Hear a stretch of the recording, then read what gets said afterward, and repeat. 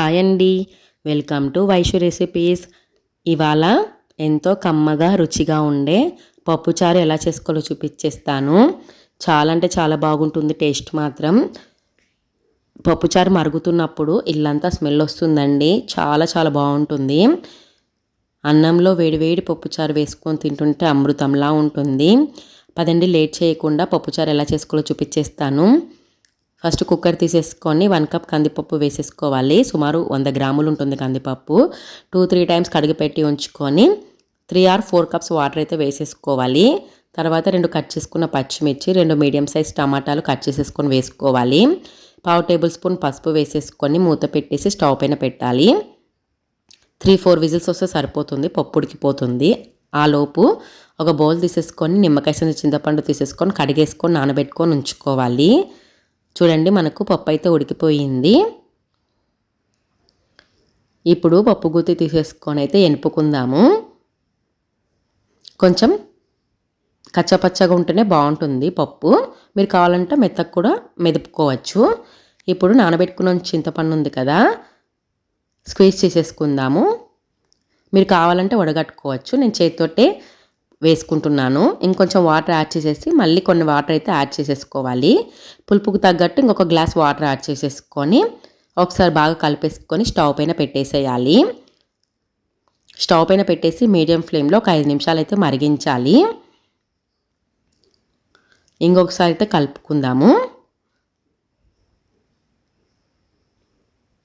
ఇది మరుగుతున్నప్పుడు ఇంకొక వైపు అయితే తాలింపు వేసుకుందాము.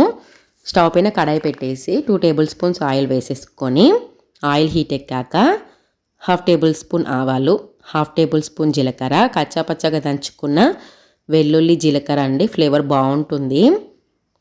ఇలా వేసుకోవడం వల్ల ఎక్స్ట్రా టేస్ట్ అనేది యాడ్ అవుతుందండి.